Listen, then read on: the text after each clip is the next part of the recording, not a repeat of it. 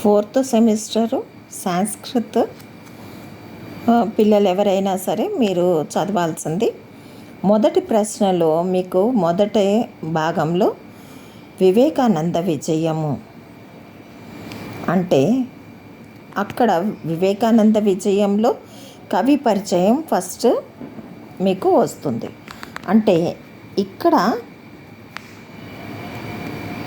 శ్లోక రూపంలో ఇచ్చిన, ప్రశ్న రూపంలో ఇచ్చిన శ్రీధర భాస్కర వర్ణేకరు ఆయన పండితుడి గురించి రాయాలి. మొదటి ప్రశ్న అది.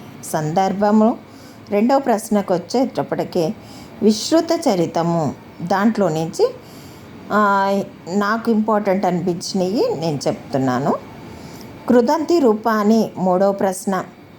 కృదంతి రూపాని అంటే ఇక్కడ ధాతు రూపంలో మీకు ప్రశ్నలు ఇక్కడ శబ్దాలు ఇవ్వడం జరుగుతుంది. ఆ శబ్దాలకి విడతీసి రాయాలి. ఒకసారి విడతీసి ఇస్తారు, ఒకసారి కలిపిస్తారు. అంటే సంధి విడతీసినట్టుగా, సంధి కలిపి రాసినట్టుగా. అలాగే నాలుగో ప్రశ్నకు వచ్చేటప్పటికే చిత్రపట దర్శనము, రాముడు సీత చిత్రాలు, వాటి సందర్భము దీంట్లోని నుంచి వస్తుంది.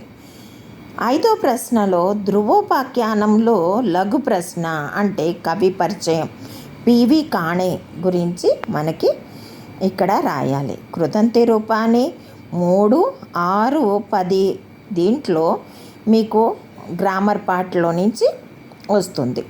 అయితే రెండో భాగంలో 7వ ప్రశ్నకు వచ్చి 2 ప్రతిపదార్థాలు రాయాలి.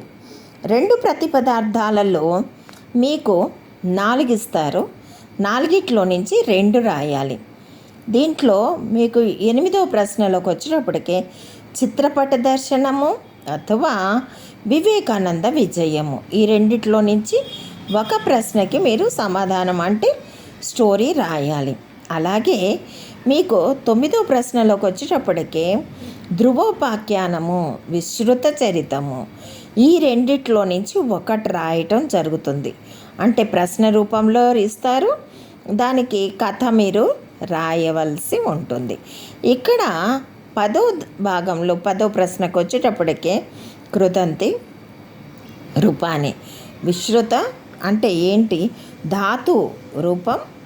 ఇక్కడ మనకి ఏంటంటే సమాసం పేరు మీరు అది రాయాలి. అయితే ఇక్కడ మనకి వచ్చే చిత్రపట దర్శనములో మొదటి ప్రశ్నలో నుంచి మనకి ఏంటంటే మొదటి భాగంలో నుంచి ఒక ప్రశ్న, రెండవ భాగంలో నుంచి సందర్భము, మళ్ళా మనకి కథ కూడాను ఇక్కడ వస్తుంది. అంటే స్టోరీ కూడా మనకి వస్తుంది. అంటే దగ్గర మీకు 35 మార్కులు దీంట్లోనే ఉంటాయి అన్నమాట. కాబట్టి అది కొంచెం ఎక్కువగా చదువుకొని వెళ్తే మంచిది.